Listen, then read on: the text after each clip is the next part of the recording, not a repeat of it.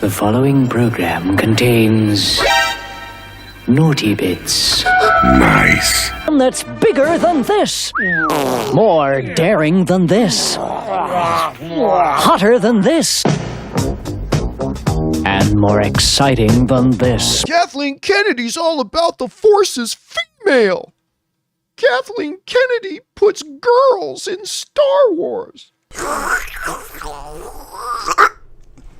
That is simply the anthem of the ignorant and is an ass stupid thing to say.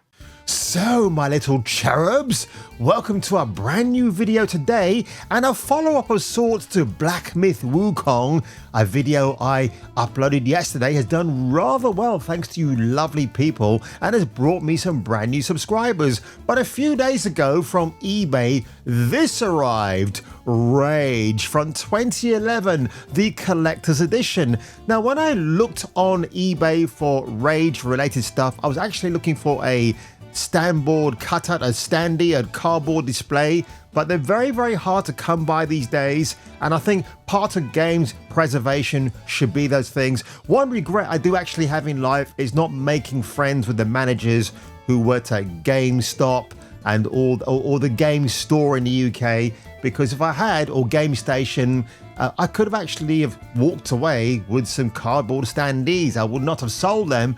I would have kept them. But it's such a shame because at the end of the day, they would have actually probably sold them to me and I wouldn't have mind paying a pretty little penny to get those. So if any of you actually know people in the business who might have some cardboard standees of either Rage from 2011 stashed away, they don't know what to do with them, give me a call. I'll give them a price we can come to an agreement with. But yeah, going back to this again, this was £2.99, folks, off eBay. Brand new, free delivery, incredible. Now, I thought I was getting the game, but I got one thing better than this actually. So if you look at the back, this is from 2011, folks. If I just open it very carefully. So on this side, you get the comic, and I've had a quick look at it. It's continuing the lore of the game of Rage, and it's all right. I mean, you got a short-haired female in it, and this is 2011. It's Bethesda, so I'm thinking, I'm not quite, into that, but I'm more into this, which is actually the making of the game. You got people like Tim Willits, who was the director of the first Rage. And I can't wait to watch it later on, actually. It's so nice to have this. You might think to yourself, like, what's the big deal, Jace? Well, these things will be going out of existence at some point. You won't be able to get these again. And the fact that Bethesda and id Software actually took their time to even package this stuff together, I think is actually really commendable. I think it's really, it's a huge shout out, man. So absolutely, for preserving the game industry, memories, what we have left, these things are worth coming by. And people, I mean, for me, Rage is a good game. Is it the greatest game ever? No, it's more like a 6-hour-long tech demo with some really cool places you can go to, some really hot female creations. Well, hello there, cutie. Please tell me what I can do for you.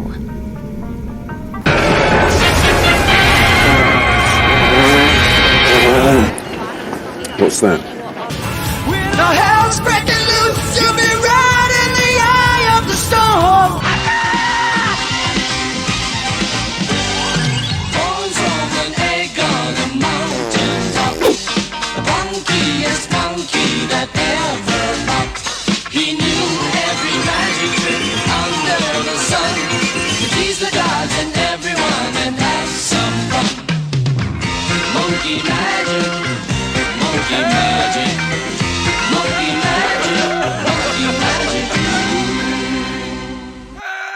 69 dudes! Black Myth Wukong, which I think since the blow up of that last video at Summer Games Fest over 8 days ago, people are getting really excited about this game. Developed by Game Science, Wukong is an action RPG rooted in Chinese mythology, which I briefly mentioned yesterday. Confront your destiny on the 20th of August 2024, my little scions. And of course, now when I've watched this trailer, well, not this particular trailer coming up, but the trailer I reacted to yesterday, reminded me I need to get the Blu-ray of the Monkey TV show back in the day. I need to get that. 50,000 followers. It's incredible. The pre-order here is pretty awesome, actually. In fact, let me just go. Oh, look at this. Look at this. There's a contest going on. I think it's already passed anyway. But look at what they were giving away. An RTX 4070 Super Graphics Edition. I'm actually running a 4070 on my PC at the moment, which is an AMD build, by the way. This looks really amazing. Don't think much of the t-shirt, actually. They could have put some more work into that, really. But, you know, nevertheless, that is just really awesome. So, of course, if you don't know, one of my biggest phobias is spiders, which is ironic. My favorite superhero is Spider-Man. But if I say a big gobbledygook spider in my flat, I do kind of get a bit freaked out. Not to the point where my hair sticks up on end, which it does constantly. But I'm kind of getting over my fears very slightly. I can pick up some particular spiders and usher them out. I don't kill them like some insipid human beings out there. But this video popped up on my timeline, and for obvious reasons, I mean, obviously this is something I'm presuming that's been shown in gameplay anyway, but you got to fight a freaking spider in the game. Oh, God, really? Really, Asia? Do you have to punish me like this? Let's have a look. Let's talk about the spider cutscene from Black Myth Wukong. I know I'm late to the party, but I have thoughts. Knowing what I know about Chinese culture, I'm gonna break it down, give context into the spider demons from the original Journey to the West novel, point out some observations from the cutscene you may have missed, and also offer some... I'm trying to keep a straight face here. It's very difficult to do that right now. Journey to the West, 1592. That's what Black Myth Wukong is based on. Now, this lovely lady right here does go into a lot of detail about that. And she's obviously Chinese. She's obviously very knowledgeable. And she's packing a set of missiles. I would like to get to know better. She's great. She absolutely is. Her and her two friends are absolutely great, and she brings a lot of and all seriousness, you know, I'm even stuttering now. She actually does a fantastic breakdown, and her background is fantastic. She obviously knows Chinese mythology a lot more better than I do, and I know nothing. But Empress, it was just lovely to be impressed by your incredible talent. But anyway, let's get back to the actual thing I was talking about today, which was this trailer here. So this trailer actually has some good character reveals I was unaware of. So let's get into this now, folks. Oh, it's all dark. It's all pitch black. Oh, hello. Yet fame still holds sway. This is the Chinese Bob Ross. Their glory fades through time in tombs of somber gray. You too want to be an immortal? Yes, I would like to, please, sir. Game Science presents Good or bad? More good, of course. Then why is there always suffering?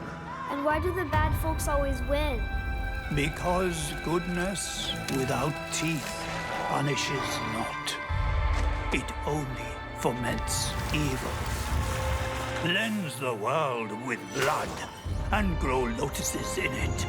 That is... Oh, by the way, folks, I should have mentioned this. This is the English dub of the trailer of the game. So I'm guessing from the... just like Stellar Blade, you can play in a native Chinese language or South Korean in that title's case. And it will be the same for this version right here. your destiny. Like I said. I, the keeper of the New West, welcome the destined one. Hello, Cheech Marine. One who doesn't even know what he's destined for. Those old rascals, they surely know how to name. Tell me then, is my kind destined for extermination? You're driven by glory, not destiny. So this is the face of the destined one. Destiny. by the way, this female right here, I'll be talking about her in a short while. I think she might be the spider villain that you play against later on. She's got that makeup, that Mikado type of makeup, but she looks very pretty actually. Something that Sweet Baby Inc. is very much against. Destiny. So this is the face of the destined one. It will fit me just as well. Bathed in blood, yet preaching peace. Oh, you immortals, pray enlighten me. That reminds me of Resident Evil, actually. Superiority. Oh, Jesus. See what I mean? Oh, God. A fucking spider.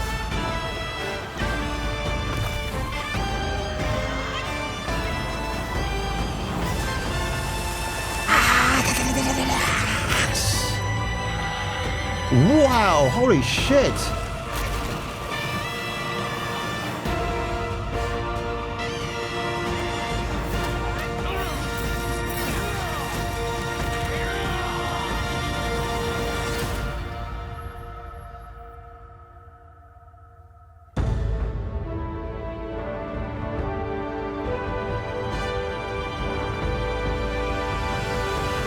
That was a killer trailer with added gameplay. So Summer Games Fest, maybe learn your lesson. Don't give us cinematics, give us gameplay separately, or maybe incorporate them both as Game Science did. Wish listed now on Steam, which I'm going to do in a short while. Available on the Xbox and PlayStation 5 and at the Epic Store, which probably won't be a good idea, but Epic have actually bought, they've got a Tencent, the Chinese company, who've got some shares in their company as well.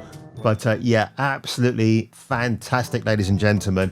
And something else that I should bring up here as well, and I saw this on Steam, about localization. So if you know the whole drama with localizers this year for Japanese game studios, where English actors are called in to speak forth the translated dialogue, but instead the actors and actresses start spewing out ideological nonsense regarding pronouns and gender identity, and which is not what the video game industry is about. So I think with Black Myth Wukong, we don't have to worry about that, because the acting that I heard, the voice acting, that trailer was amazing, and I'm pretty sure those actors have been told, look, here's the Chinese script translated into English, speak those words, we're paying you for that, don't deviate off the written script, okay? And that should just be it. So I'm hoping, lordy, quoting Wesley Snipes there again from his Twitter X post, that we don't get any drama-rama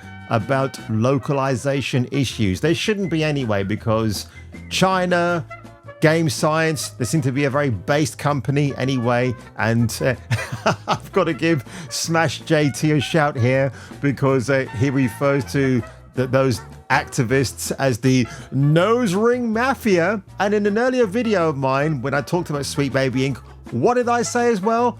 All they are, they're trying to be a glorified black mafia, and it ain't working. The black nose ring mafia. There you go, Smash JT. I'm adding on one up on you now, actually. So, oh, here we go. This is the story I talked about yesterday. So the thing is, they're happy to talk about the misgivings of Game Science and that recruitment campaign they ran regarding the working in an office or an orifice. They're happy to talk about that, but they don't want to talk about Sweet Baby Inc. and Black Girl Gamers, because if they do that, they're going to then be accused of being racist, aren't they? Fuck IGN, because they're the one that actually went ahead and did this. IGN, who are praising Black Myth Wukong for its amazing game mechanics. Again, what makes me laugh is that people like Rhiannon, I bet she's got, has she got pronouns in a... Right, Rhiannon, executive editor. Let's have a look, folks. She's got an X profile. I'm going to bet there is a she and a... Oh, no, A few words, please. You can have two. Fucking you. The posts are protected. I wonder why. I do wonder why. Holy shit. I'm Rebevan from Wales, and I'm known as she and her. By the way, there was an application I filled out on Friday, and I kid you not, this is Wandsworth Council. They actually asked you for your preferred pronoun. there wasn't one option that says, I don't want to choose any of the above. So do you know what I did? I left those unchecked and submitted my application anyway, and guess what? The application went through. Because I thought if they didn't allow that to go through, they would get a real shit fist covered in my hand, and I'll go to their personal offices and ram it up the person who decided to impose pronouns. You're not supposed to do that. You're supposed to allow people their right of freedom to choose what they want to choose. So there you go, Ree Bevan, the woman who likes to call out sexism for base companies from China or South Korea or maybe Japan for their abhorrent behavior. Terrible, you can't do that. Look at this gorgeous woman right here. The same woman that Sweet Baby Inc., they want to redesign her, don't they? They must have saw this and thought, listen, cough up $7 million and we'll go and redesign this for you to make it look better. But instead, Game Science and their team of 30 people went, hey, you know what? No. We're good. We're all right. We've been cooking this game for 2 years plus. What have you been doing in this time? Oh, that's right. Yeah, you're just a bunch of diverse activists who want to make a quick buck and go on and ruin the next thing out there. Yeah. But IGN, like I said, they're a joke these days. No one takes them seriously. They only take them seriously, ironically, when they make bad takes. And by the way, IGN, Capcom, if you're watching this video, your planned remake for Resident Evil 5, keeping all the original assets intact. Yeah, that means Sheva Alomar and the voice of Eva Ladere, the actress, returns if she needs to record any additional lines. She never had a problem with the tone of the game. So why should anybody else? Well, IGN obviously does, and there are other cohorts of outlets out there. Oh yeah. Go ahead to Capcom. Just make the game as originally intended. I cannot wait. It's going to be a glorious moment in complete meltdowns when that trailer is announced. And I think maybe towards the middle of next year, or maybe of Thanksgiving of this year, we might get an announcement from Capcom about Resident Evil 5, the remake. It needs to actually happen. I hope it does actually. And on that one, ladies and gentlemen, I never thought I'd be making another video about Black Myth Wukong 2 days in a row. But here we are, and I absolutely love it. I'm going to support the game. I really hope there's no other additional things coming out about it that we should be concerned about from a gaming point of view, but so far it seems to be good. Like I said, a team of only 30 developers. It's an indie title, but it looks like it's AAA, and all they want is for their game to be a massive hit, and I predict right now it will be. And the massive tit you should reject is DEI and ESG. They need to go into a swampland somewhere far, far away, slowly sink to the bottom, and it'll all be forgotten about. Oh, what a shame. Oh, never mind. And on that one, ladies and gentlemen, if you were me, and if I were you, you should come back for the next video. Put this stuff up to your higher-ups. And if they don't see the value in what you're asking for when you ask for consultants, when you ask for research, go have a coffee with your marketing team and just terrify them with the possibility of what's going to happen if they don't give you what you want. Because they have to consider, like, I say that a lot as a joke, but it's actually very, very true, because if you start to consider the people who are player and audience facing and who have to deal with mitigating harm and with keeping the sentiment around. You don't impress me, and your office don't impress me, and your family don't impress me. Bunch of rum runners. And I don't need $300 million, and my brother elected president to whop your fucking ass.